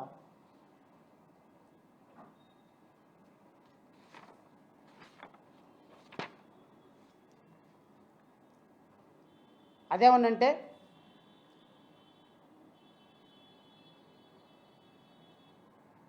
ఇదేదో చెప్తున్నారు, రాష్ట్రం మీదుగా 3 హై స్పీడ్ కారిడార్లు అంట. ఈ బ్రహ్మ పదార్థం ఏందో నాకు అర్థం కాదు.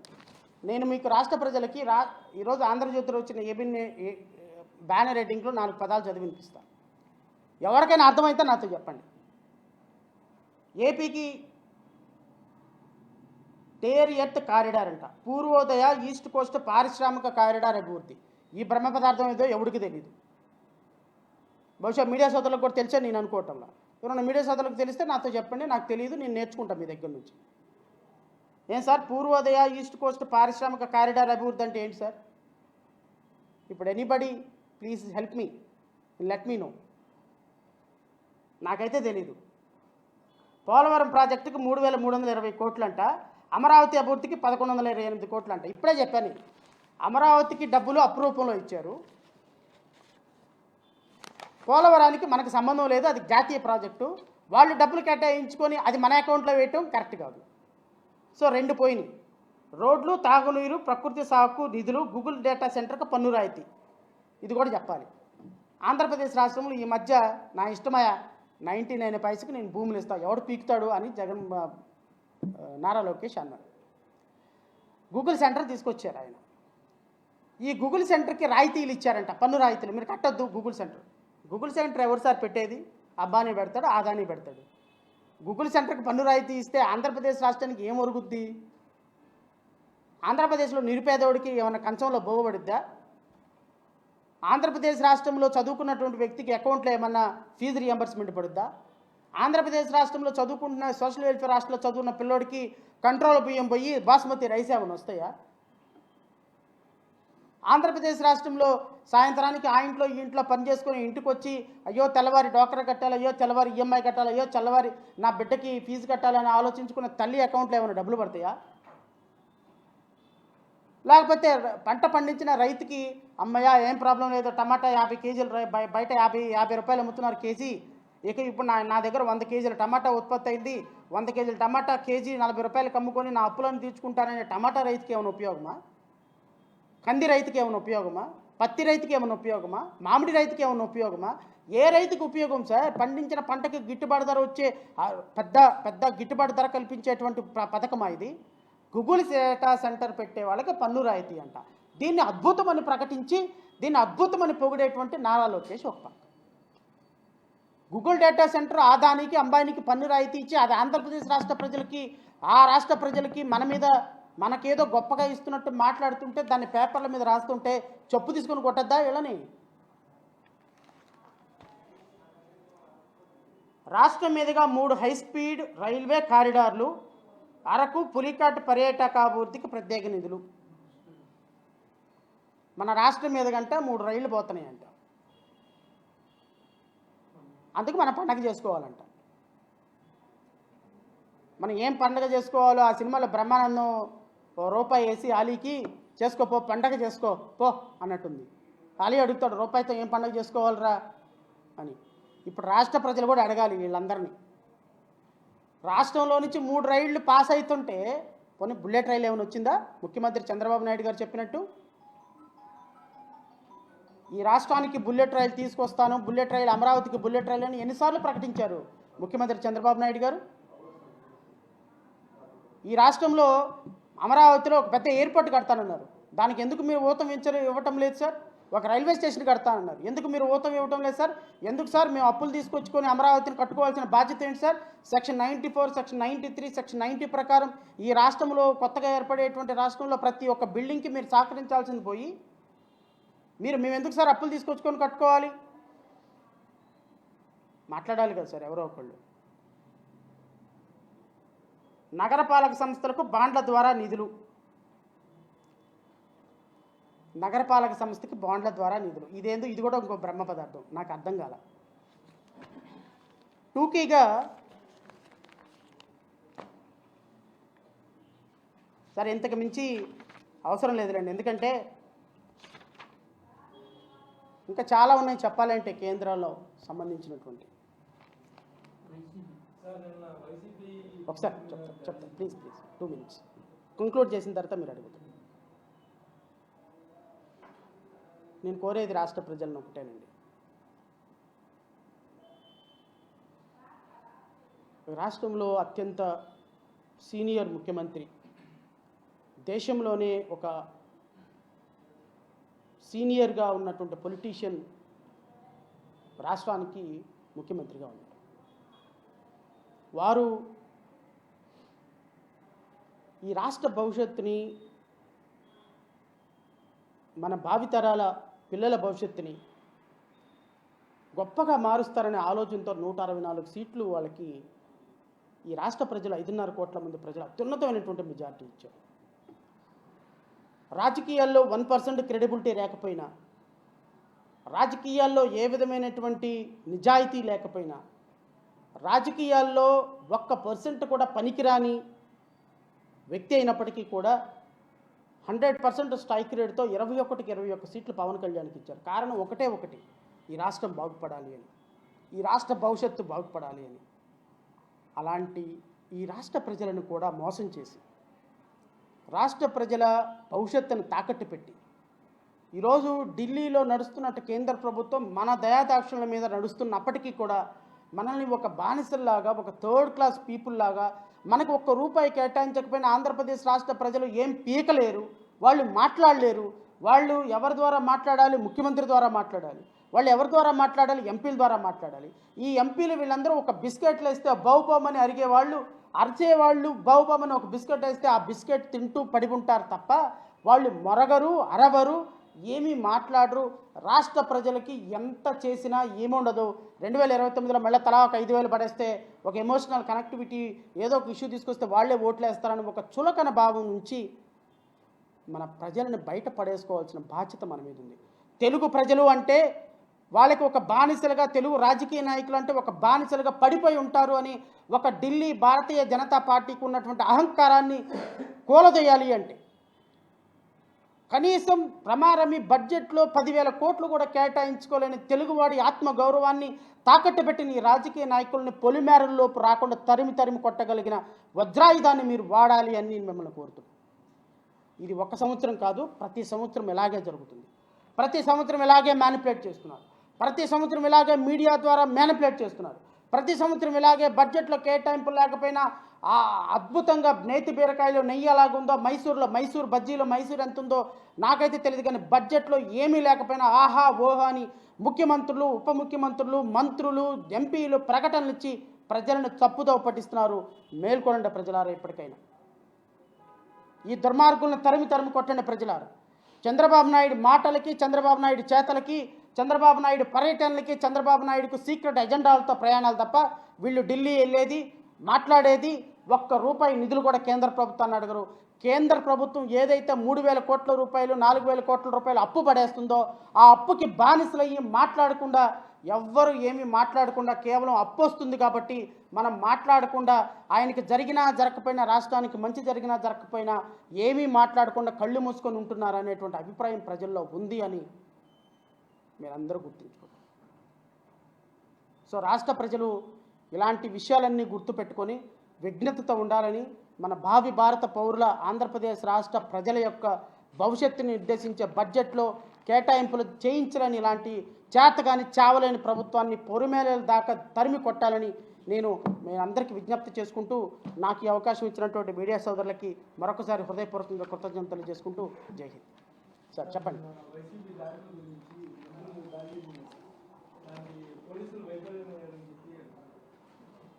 సార్ ఇప్పుడు ఒక్క మాట చెప్తాను సార్. నేను సార్ ప్రభుత్వమే కదా సార్,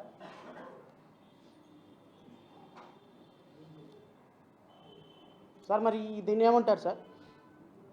తెలుగుదేశం పార్టీ కార్యకర్తలు కత్తులు, రాడ్లు, దీంతో ఈ విధంగా ఒక మాజీ మంత్రి ఇంటి మీద తెగబడి ఒక మాజీ ముఖ్యమంత్రిని భోషడికే అన్నటువంటి పట్టాభి నీతిమంతుడు, మాజీ ముఖ్యమంత్రిని ఇష్టం వచ్చినట్టు తిట్టిన పట్టాభి, ఆ వాక్యాలను ఎవరు సమర్థించరు సార్. ఒకవేళ అంబటి రాంబాబు ఆవేశంలో మాట్లాడినా తప్పే, ఎందుకంటే విఘ్నత కలిగినటువంటి ఒక మాజీ మంత్రిగా ఆయన మీద ఒక దాడి చేస్తున్నప్పుడు నేను ఒక మాట చెప్తా. 2024 జూన్లో వచ్చినటువంటి కల్తీ నెయ్యి, మీ ప్రభుత్వంలో వచ్చినట్టు కల్తీ నెయ్యి పరిశీలిస్తే దాంట్లో జంతు కొవ్వులు కలిసినాయి అని వస్తే దాన్ని ప్రచారం చేసి, నానా యాగి చేసి, సిట్ రిపోర్ట్ వచ్చిన తర్వాత, సిబిఐ సుప్రీంకోర్టులో పనిచేసే సిట్ రిపోర్ట్ వచ్చిన తర్వాత కూడా నెయ్యిలో పంది మాంసం, ఎద్దు మాంసం కలిసిందని చెప్పి బ్యానర్లు వేసినటువంటి తెలుగుదేశం ప్రభుత్వం, ఆ బ్యానర్లు వేసి ఊరు వాడ బ్యానర్లు వేసినటువంటి వ్యక్తుల మీద ఏమి చర్యలు తీసుకున్నారు? ఆ బ్యానర్ తీసేయడానికి ఒక పార్టీ నాయకుడు వెళ్తుంటే ఆయన మీద కత్తులతోటి దాడి చేస్తే ఆవేశంలో ఒక మాట మాట్లాడి ఉండొచ్చు. అలా మాట్లాడటం కూడా తప్పే, అది కూడా చెప్తున్నా. అయితే మీరు ఈ విధంగా చేస్తారా? ఈ విధంగా చంపుతారా? ఈ విధంగా దారుణంగా కోస్తారా? ఈ విధంగా ఇళ్ల మీద పడి కార్లు ఇల్లు పగలగొట్టి చంపేటే ప్రయత్నం చేస్తారా? రాజకీయాల్లో సార్ ఈరోజు మీరున్నారు, కళ్ళు మూసుకొని కళ్ళు తెరిచేలోపు 2 సంవత్సరాలు అయిపోయింది, ఇంకా 4 నెలలు పోతే 3వ సంవత్సరంలోకి అడుగు పెడుతున్నాం. రేపు జూన్ పోయిందంటే 3వ సంవత్సరంలోకి వస్తుంది. అలా 2 సంవత్సరాలు కళ్ళు మూసుకుంటే అయిపోతుంది. 29 తర్వాత ఎక్కడికి వెళ్తారు సార్? ఈ సంస్కృతే కనుక రాబోయే ప్రభుత్వానికి వచ్చిందనుకో పరిస్థితి ఏంటి? అసలు కార్యకర్తలు ఇళ్లలో ఉండగలుగుతారా? జిల్లాల్లో ఉండగలుగుతారా? తిరగలుగుతారా? రాష్ట్రంలో ఉండగలుగుతారా? పూర్తి స్థాయిలో రేపొద్దున రాబోయే ప్రభుత్వం కూడా ఈ విధంగా కక్ష కట్టింది అంటే రాష్ట్రంలో ఏ విధమైన శాంతి భద్రతలు ఉంటాయో నాకైతే తెలియదు. కానీ ఇలా ఈ విధంగా రోడ్ల మీద కత్తులు కటార్లు పట్టుకొని తిరిగి ఇంట్ల మీద దాడి చేసే సంస్కృతి చంద్రబాబు నాయుడు గారు మీరు అన్న మాట నేను మళ్ళీ మీకు గుర్తు చేస్తున్నా. It is nothing but a state sponsored terrorism. మీరే అన్నారు ఇంతకుముందు, it's nothing but a state sponsored terrorism. అంటే కార్యకర్తలు మీ ప్రభుత్వం అధికారంలో ఉందని చెప్పి మీ ఇష్టం వచ్చినట్టు కత్తులు గొడ్డలు పట్టుకొని ఒకవేళ ఆయన తిడితే లీగల్గా కేసు బుక్ చేయండి, అరెస్ట్ చేశారు తీసుకెళ్ళండి. ఇప్పుడు నిన్న అంబటి రాంబాబు గారి ఇంటి మీద దాడి చేసిన వ్యక్తులను ఎంతమందిని అరెస్ట్ చేశారు? ఎంతమందిని రిమాండ్ పెట్టారు? అసలు ఎఫ్ఐఆర్ రిజిస్టర్ చేశారా లేదా? ప్రభుత్వం is expected to function legitimately in accordance with the constitution. ఇండివిజువల్స్గా మేము ఏదైనా ఒక మాట మాట్లాడినప్పుడు, ఆవేశంతో మాట్లాడినప్పుడు ప్రభుత్వం సమన్వయం పాటించాలి. ప్రభుత్వం లా అండ్ ఆర్డర్ని మెయింటైన్ చేయాలి.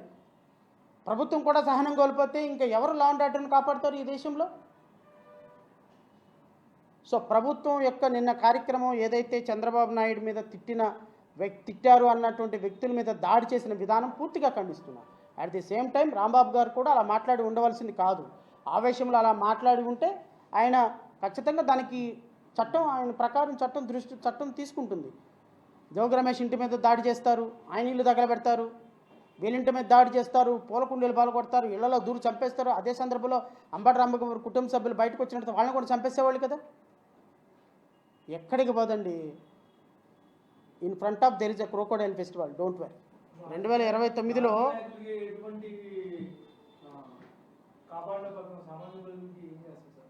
సార్ ఏం లేదు సార్, సామాన్య ప్రజలు లేదు, ఏం లేదు. రేపొద్దున ఈ ప్రభుత్వం ఇప్పుడు ఎలా తయారైంది అంటే ఈ ప్రభుత్వంలో పరిస్థితి ఇప్పుడు కార్యకర్తలు అంటే నాకు ఉన్న ఫీడ్బ్యాక్ ప్రకారం ఈవెన్ రేపొద్దున జగన్మోహన్ రెడ్డి మంత్రులు ఇప్పుడు ఇబ్బంది పడిన రాజకీయ నాయకులు ఎవరు వద్దన్న కార్యకర్తలు వదిలే పరిస్థితి లేదు. ఇంచ అంగుళం బాగా ఆవేశంలో దాన్ని ఏమంటారు, పిల్లిని ఒక రూమ్లో పెట్టి కొడితే ఎలా తయారవుతుందో కార్యకర్తలు అంత డిఫెన్స్ మోడ్లోకి వెళ్ళిపోయినారు. రేపొద్దున జగన్మోహన్ రెడ్డి కాదు కదా, మంత్రులు కాదు కదా, ఎవరు వద్దని చెప్పినా వినరు. ముఖ్యమంత్రిగా జగన్మోహన్ నేనని ప్రమాణ స్వీకారం రోజు ఒకవేళ అలాంటి రోజు వస్తే అలా ప్రమాణ స్వీకారం జరుగుతున్నప్పుడే వీళ్ళకి జరగాల్సిన బడిత పూజ జరుగుద్ది. ఎందుకు అంటే ఆ విధంగా కార్యకర్తలు డిఫెన్స్లోకి వెళ్ళిపోయారు. డిఫెన్స్లోకి వెళ్ళిపోయిన కార్యకర్తల్ని ఎవరు కంట్రోల్ చేయలేరు. ఇప్పుడు చంద్రబాబు నాయుడు, నారా లోకేష్, పవన్ కళ్యాణ్ మంత్రిగా, ఎమ్మెల్యే, ఉప ముఖ్యమంత్రిగా ఈరోజు 100 మంది వెళ్ళి కర్రలు పట్టుకొని కాళ్ళు పట్టుకొని ఒక మంత్రి ఇంటి మీదకి వెళ్ళారు. ఒక్కళ్ళు ఖండించారా? ఒక కేసు బుక్ చేశారా? ఆ విధంగా బూతులు తిడుతున్న కార్యకర్తను మీరు అలా తిట్టకూడదని అన్నారా? నువ్వు పెట్టిన అట్టుకి అట్టున్నర పెడతారు. నువ్వు నేర్పిన విద్య కదా నీరజాక్షను. రేపొద్దున 2029 తర్వాత ఎవడు కంట్రోల్ చేసే పరిస్థితి ఉండదు. ఇక ఇది రాష్ట్రాన్ని ఆ దేవుడే కాపాడు. పోలీసులు ప్రేక్షకుల్లాగా నిలబట్టుంటే పోలీసులకు ఉన్న ఆదేశాలండి అవి. రాంబాబు ఇంటి మీద దాడి చేస్తాం, మీరు మూసుకొని కూర్చోండి.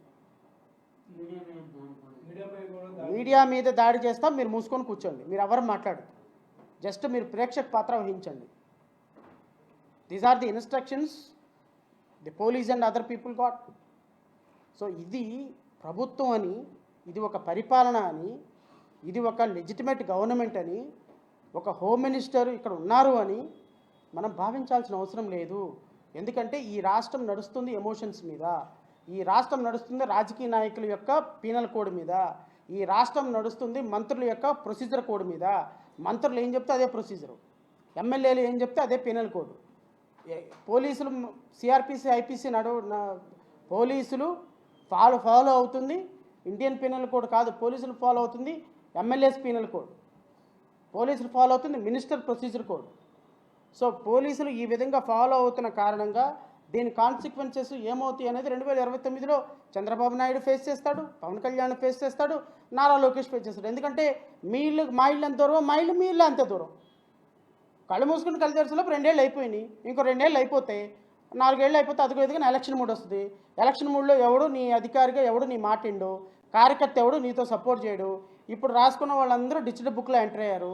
ఒక్కొక్కడికి ఇంచెల చొప్పున ఇవ్వాల్సింది ఇస్తారు. కంగారు ఏముంది? ఆ రోజున కార్యకర్తలుగా మా నాయకులుగా ఎవరు ఉండరు. ఎందుకంటే ఈవెన్ మా మీద దాడి జరిగినా మేము కూడా అవకాశం కోసం వెయిట్ చేస్తాం. ఓకేనా? Thank you.